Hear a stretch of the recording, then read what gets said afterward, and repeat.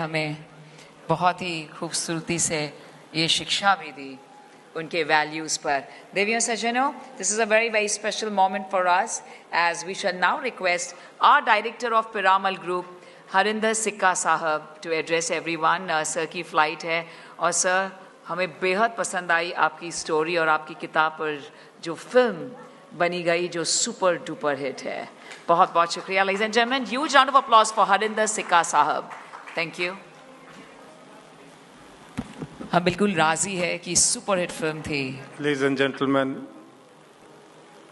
आयोजकों का हार्दिक धन्यवाद है मुझे यहाँ बुलाने के लिए। मैंने 1979 में नेवी ज्वाइन किया था एंड थैंक यू सर।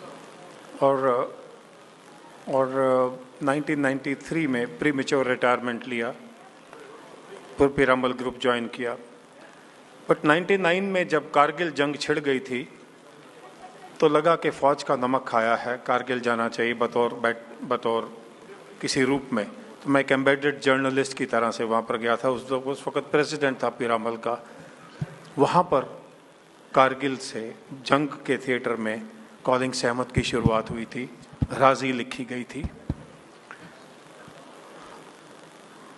उस महिला ने, जो कश्मीरी मुस्लिम औरत थी, उसने सिखाया था कृष्ण क्या है। उसने सिखाया था जाके नेशनल म्यूज़ियम में पढ़िए क्या लिखा है। तो मसीह थानेसरी, जरा आप ध्यान से सुनिएगा, 400 करीब साल पहले उन्होंने फ़ारसी में लिखा था। जो वहाँ के डायरेक्टर तब थे मिस्टर सिद्दीकी, उन्होंने बताया था मुझे पढ़ने के लिए। वहाँ लिखा था, तमस राव पैरहन उरियान ना दी दे, चुन जान अंदर तनो तन जान ना दी दे। तमस मतलब कपड़ा, पैरहन मतलब पहनना, उड़ियान ओढ़ना, दीदे मीन्स आँखें, कि जिन कपड़ों ने सीता जी के शरीर को ढका था उन कपड़ों ने सीता जी के शरीर को कभी नहीं देखा था। इतना गहरा मतलब फारसी में लिखा गया था। और हमने पहले अंग्रेज़ों की गुलामी की है, फिर उसके बाद में आने वाले 60 साल में वो गुलामी कंटिन्यू की है। क्योंकि जब हाई कोर्ट में एक एफिडेविट दायर किया गया था कांग्रेस के द्वारा कि भगवान राम एक मिथ्या है, तो हम सब नपुंसकता दिखा के बैठे थे, हमने कोई आवाज़ नहीं उठाई थी। तो मंत्री जी ने अभी कहा कि केरल में जंग लड़ रही हो और हम यहाँ पर चुप हैं कि हमें क्या। मुझे पूछिए, मैंने कारगिल जंग देखा है, मैंने उन लोगों के माता पिता को देखा है जिनके आगे पीछे कोई नहीं होता, बट वो कहते थे कि एक और बेटा होता तो दे देते। ये उनका जंग लड़ने का नहीं है। ये आप लोग जब बाहर जाके दिखाते हैं कि हम भी कुछ हैं, हम भूल गए अब्दुल हमीद कौन था, परमवीर चक्र था।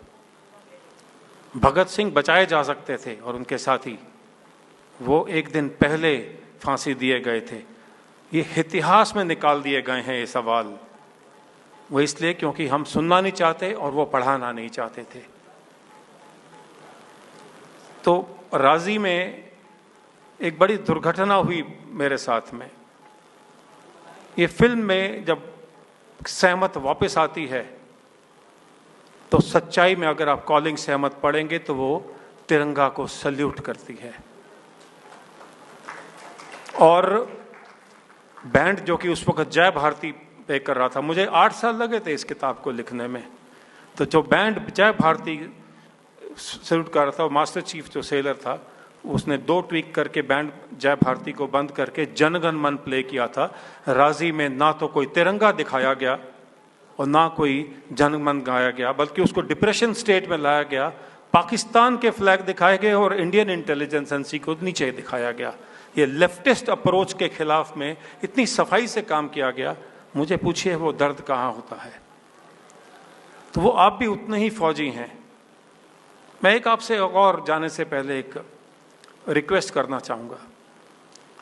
आज कुछ ही लोग, ये मुसलमान को नहीं लेके है, कुछ ही लोग इस देश में 1,20,000 करोड़ रुपए के रूप में टैक्स के रूप में हलाल सर्टिफिकेट्स के ऊपर में लेते हैं।